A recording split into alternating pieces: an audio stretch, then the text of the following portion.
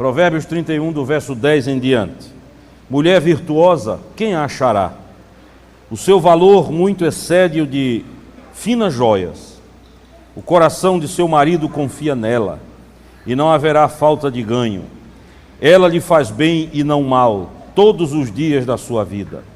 Busca lã e linho, e de bom grado trabalha com as mãos. E como navio mercante de longe traz o seu pão. É ainda noite e já se levanta, e dá mantimento à casa, e a tarefa às suas servas. Examina uma prosperidade, uma propriedade e adquire-a. Planta uma vinha com as rendas do seu trabalho. Cinge os seus lombos de força e fortalece os seus braços. Ela percebe que o seu ganho é bom. A sua lâmpada não se apaga de noite. Estende as mãos ao fuso, mãos que pegam na roca. Abre a mão ao aflito e ainda a estende ao necessitado. No tocante à sua casa não teme a neve, pois todos andam vestidos de lã escarlate.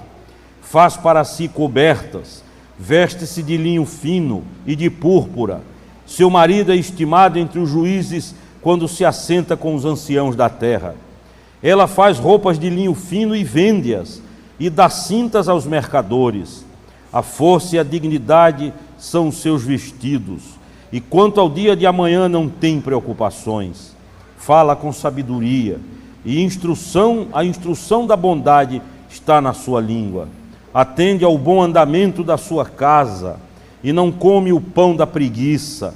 Levantam-se seus filhos e lhe chamam ditosa. Seu marido a louva dizendo: muitas mulheres procedem virtuosamente, mas tu a todas sobrepujas. Enganosa é a graça e vã a formosura, mas a mulher que teme ao Senhor, essa será louvada. Dá-lhe o fruto das suas mãos, e de público a louvarão as suas obras. Amém. Podem sentar, irmão. Meus irmãos, nesse Dia das Mães eu quero compartilhar alguma coisa rápida sobre o perfil da mulher segundo a palavra de Deus. Isso porque vivemos dias em que as mulheres que não conhecem Jesus, principalmente, estão tomadas por uma futilidade irritante, extremamente volúveis, extremamente variáveis nos seus conceitos e valores.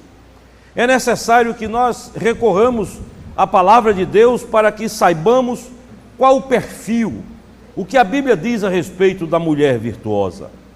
Hoje, em nome da emancipação, isso começou na década de 60, as mulheres julgaram subir um degrau na vida, mas na realidade desceram dois. Em nome da emancipação, criou-se a liberação sexual, que nada mais é do que uma palavra um pouco mais sofisticada, uma expressão um pouco mais rebuscada para a promiscuidade.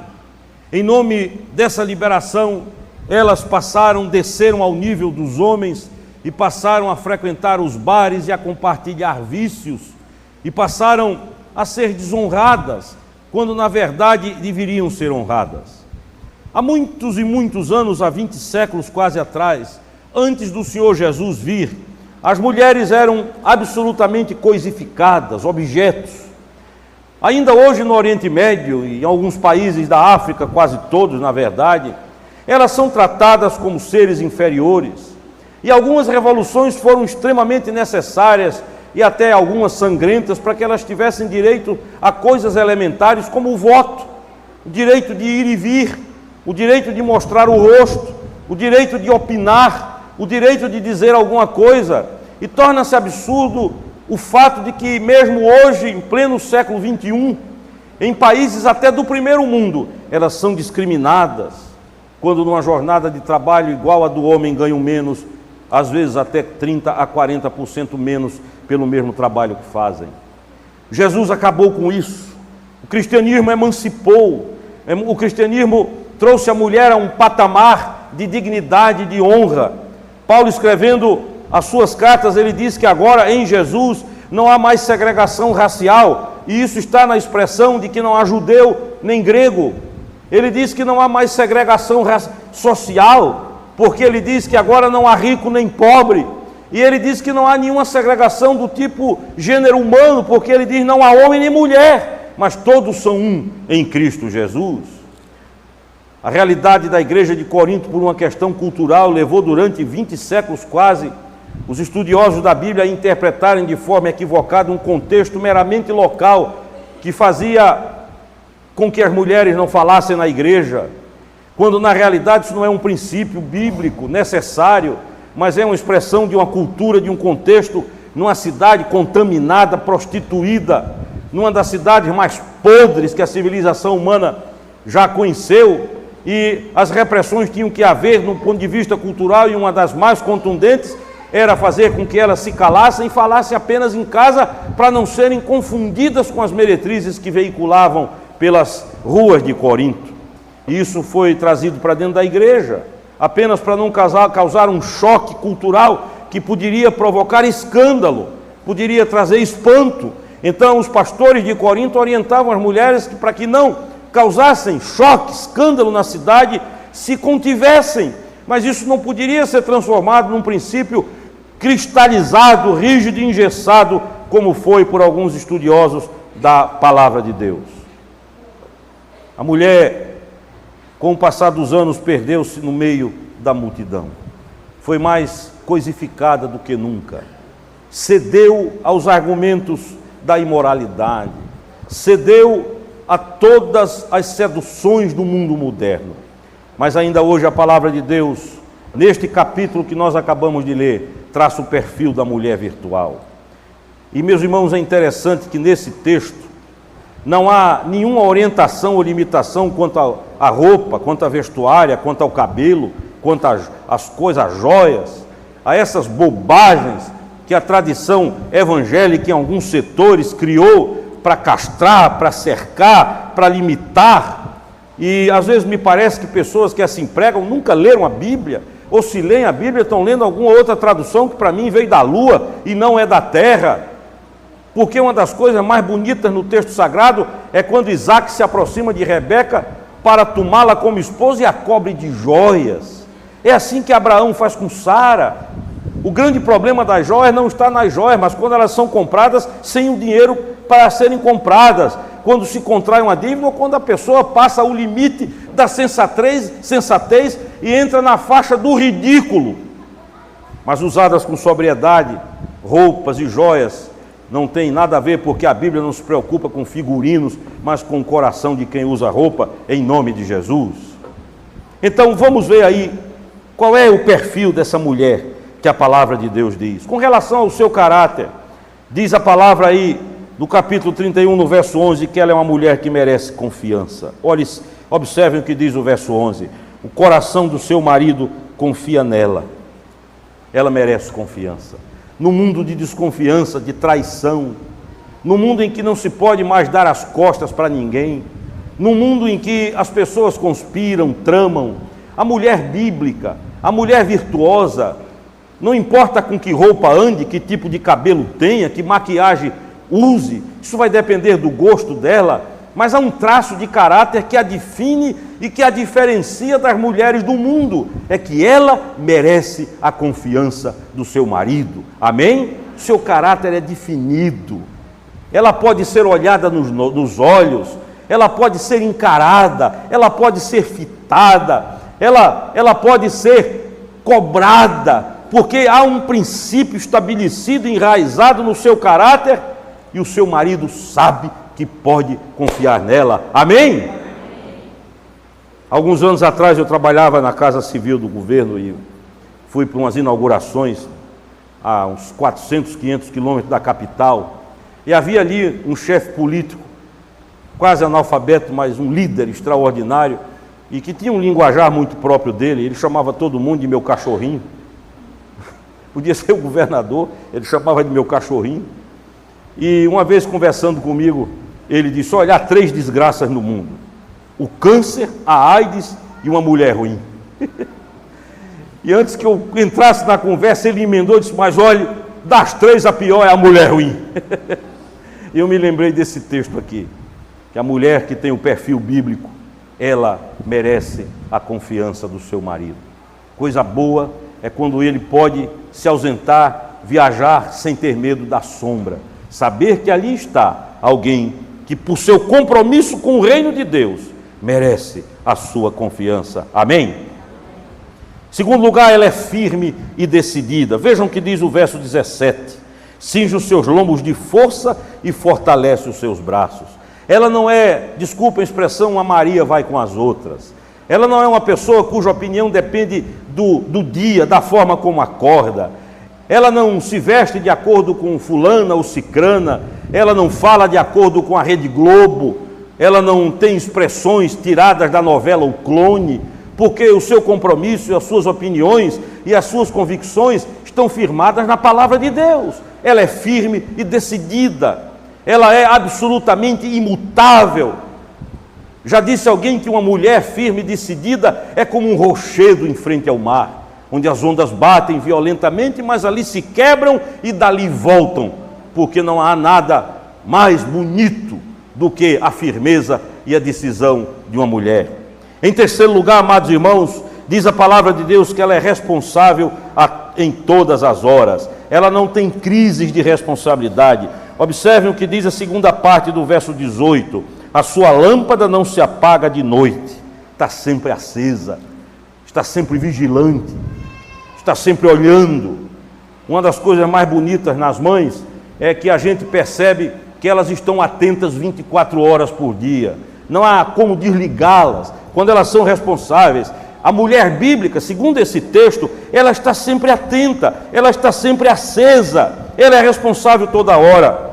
Em quarto lugar, diz a palavra de Deus, ela é segura. Observem o que diz o verso 21. No tocante à sua casa, não teme a neve, não tem medo, não se apavora, defende o seu lar, não corre, não é fugaz naquilo que enfrenta. Já disse alguém que a mão que balança o berço sacode o mundo. Você quer ver uma mulher se transformar num leão? Ameace as suas crias. Ameace as suas crias. Ela é capaz de enfrentar exércitos. Ela é capaz de tomar as decisões mais corajosas deste planeta. Porque, amados irmãos, ela é segura e a sua segurança vem da comunhão com Deus. Em quinto lugar, diz aí a palavra de Deus, que a sua conduta orgulha a família. Versos 28 e 29. Levantam-se os seus filhos e lhe chamam ditosa. E o seu marido a louva, dizendo: muitas mulheres procedem virtuosamente, mas tu a todas sobrepujas. A mulher que anda com Deus, ela é orgulho para a sua família.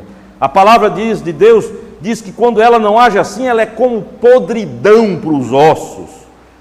Ela é vergonha para a sua família. Mas o perfil da mulher, segundo a palavra de Deus, é o perfil de uma mulher que orgulha a família, faz bem, traz alívio, alegria, é bem falada, bem comentada, elogiada, e a coisa começa dentro de casa. Ainda diz a palavra de Deus que a mulher bíblica, ela vê o futuro com otimismo. Vejam o verso 25. A força e a dignidade são os seus vestidos, e quanto ao dia de amanhã, não tem preocupações. A mulher de Deus vê o mundo e a vida com otimismo. Ela não está preocupada com acontecimentos que poderão vir amanhã. A sua trincheira são joelhos em nome de Jesus. Amém? Susana Wesley, durante 40 anos, orou pelos filhos. E diz a história que ela trancava-se no quarto e dizia para a empregada: olha, eu vou ficar 1 hora aqui em oração. Nessa hora, se um quebrar o braço, espere. Se um quebrar a perna, pode deixar. Se morrer, depois eu enterro. Quem chegar, não me incomode. Esta hora é sagrada. E diz a sua biografia que durante 40 anos ela fez isso. E o resultado é que os 2 maiores pregadores que a Inglaterra teve foram frutos dos joelhos de Susana Wesley. John Wesley e Carlos Wesley. Os 2. Já bastaria um para honrar esta mulher como uma das maiores mães da história da igreja. Mas a graça de Deus lhe concedeu 2 gigantes na fé, que mudaram e transformaram a história da Inglaterra. Ainda diz a palavra de Deus que ela é útil para o bem. Observem o que diz o verso 12. Ela faz bem e não mal todos os dias da sua vida. Ela não está preocupada em destruir, a inveja não lhe corrói, o ciúme não lhe destrói, ela não é aquela pessoa que vê concorrentes nas outras, ela não procura uma engenharia que liquide a vizinha, a colega de trabalho, mas ela é útil para o bem, ela gera bem, ela produz bem, ela faz o bem para a glória do Senhor. E com relação ao caráter, em último lugar, a palavra de Deus diz que ela é uma mulher preocupada com a ação social, viu, Neuza? Veja aí o que diz o verso 20, diz assim: abre a mão ao aflito e ainda atende ao necessitado. A mulher de Deus, ela não tem olhos de indiferença para o miserável, para o aflito, para o necessitado. Eu estava vendo um dia desses, lendo sobre a pobreza na África, e minhas lágrimas correram abundantemente. Uma criança mamando ao peito da mãe, tanto a mãe quanto a criança fracos, desnutridos, com fome, e o que aconteceu foi que quando o bebezinho sugou, fez força para sugar o leite, a força que fez foi tão grande, tão fraquinho estava, que ali morreu. E ela, que havia apanhado o filho para amamentar, agora o levou para enterrar. Meus queridos, a mulher de Deus é uma mulher que se preocupa com a ação social. Ela não é daquelas que olham com desprezo para o mendigo, para o menino de rua, para as crianças que habitam as nossas esquinas, mas ela, seu coração é compungido, constrangido a socorrer, a dar. Há mulheres que possuem 30, 40 pares de sapato para 2 pés. E pouco se preocupa com o fato de que há tanta gente aí andando descalça. Há outras que têm roupas e roupas e roupas, e poucos se preocupam com a nudez do próximo. E a Bíblia diz que no dia do juízo isso será cobrado por Deus. A palavra de Deus diz que, tendo o que comer e o que vestir, estejamos alegres em nome de Jesus. Em segundo lugar, é uma mulher que trabalha. Há muitas mulheres que dão trabalho, mas essa é uma mulher que trabalha. Olha o que diz o texto no verso 16, que ela é empreendedora. Examina uma propriedade e compra, planta uma vinha com as rendas do seu trabalho. Essa não gasta, essa ganha. Né? Essa daí vai buscar, essa é empreendedora. Essa, o marido chega, ao invés de ter conta, tem receita, tem coisas ganhos para receber. É uma mulher empreendedora. O verso 15 diz que ela é administradora. É ainda à noite, já se levanta e dá mantimento à sua casa e tarefa às suas servas. Zefinha faz isso, Creusa faz aquilo, ela sai distribuindo as tarefas para as suas servas. Chama um e diz: Eclepildes, hoje você vai fazer tal coisa, Epifânia, e aí vai dando aquelas tarefas. Né? Ela administra, ela sabe quanto tem. Esses dias Carmen abriu a cozinha, tem lá como é o nome daquilo? Hein? Despensa. E abriu, eu vi que ela mudou, e ela pegou 1 litro de óleo e disse: este litro de óleo ontem estava aqui, como é que hoje está aqui? E eu disse: coitada da moça quando chegar. Administração do lar. A mulher, segundo o perfil da Bíblia, administra, é criativa. Observem o que diz os versos 13 e 19: busca lã e linho e de bom grado trabalha com as mãos, estende as mãos ao fuso, que é o tear, e trabalha com a roca, é diligente, não desiste. Observem o que diz os versos 14 e 15: e como o navio mercante de longe traz o seu pão, é ainda noite e já se levanta e dá mantimento à sua casa. Amém? O pastor me contou que havia uma irmãzinha na igreja que todo dia ia comprar o pão e gastava quase 1 hora para ir à padaria e voltar. E ele perguntou: onde é que a senhora compra o pão? Ela disse: na padaria tal. Eu disse: mas minha irmã, essa padaria é muito longe. Entre sua casa e essa padaria tem umas 4 ou 5 padarias. Ela disse: não, mas a palavra de Deus diz que é de longe que ela traz o pão. Era uma interpretação literal e equivocada, né? Diz ainda a Bíblia que ela negocia, verso 24, ela faz roupas de linho e vende, e dá cinta aos mercadores. Isso é, ela ajuda, é companheira, sustentadora, ela investe. ela percebe as dificuldades, muitas vezes, que o marido atravessa nesses dias de crise, e ela começa a tomar providências. Esta semana nós recebemos aqui em Maceió, eu e Carmen, uma moça muito querida, uma senhora muito querida, pequenininha, mas é um gigante.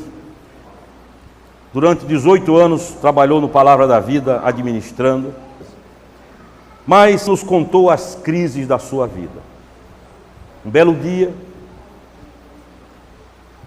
seu marido começou a tratá-la de uma forma vergonhosa, um pastor, e começou a agredir, e começou a dizer que não gostava do seu corpo, que ela era feia, e a humilhar, e a massacrar. E um belo dia foi embora de casa com outra.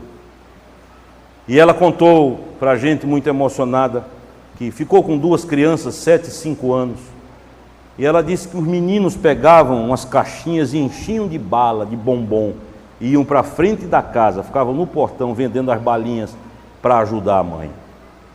E aquela amada irmã educou os filhos. Hoje eles estão com 23 e 22 anos. E são rapazes usados por Deus na obra do Senhor. Sabe por quê, amados irmãos?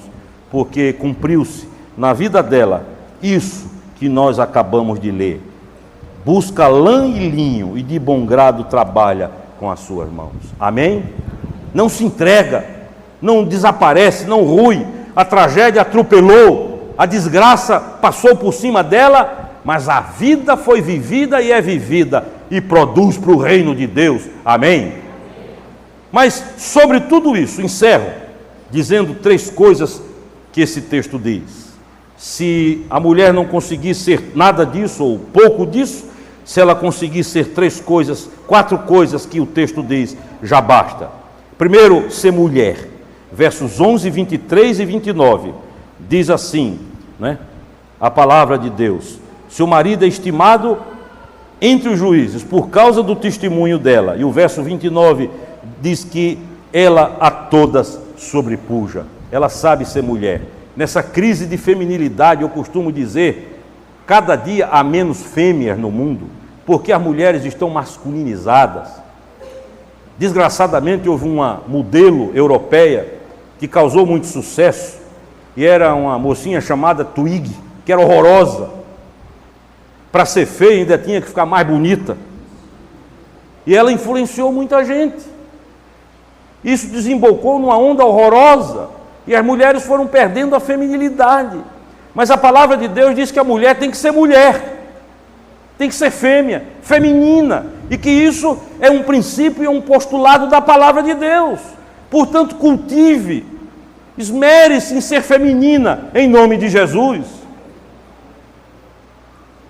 Em segundo lugar, diz o verso 15, que ela sabe ser patroa. Dá tarefa às suas servas, ela comanda, ela dirige, ela administra. As empregadas dizem assim: essa mulher realmente é chefe, ela é patroa. Em terceiro lugar, o verso 28 diz que ela sabe ser mãe. Levantam-se seus filhos e a chamam de ditosa. Ela sabe ser mãe. E o verso 26 diz a última qualidade desta mulher, que ela sabe ser sábia. Fala com sabedoria, e a instrução da bondade está na sua língua. Amém? Esta é o perfil da mulher de Deus. Esse não é o perfil dado pela revista Vogue, esse não é o perfil dado pela revista Ela, esse não é o perfil dado pela revista Marie Claire, esse não é o perfil dado pela Manequim, esse não é o perfil dado pela Cláudia, este é o perfil dado pela palavra de Deus. Este é o figurino. Amém? Mulher assim, queridos, presta atenção, não tem apenas o direito de falar, tem a obrigação de falar e ser ouvida em nome de Jesus. Deus abençoe as mulheres de Betel, as mães, as que são e as que serão. Que Deus as enriqueça com sua graça neste dia. Toda a igreja diga amém. Amém. Amém.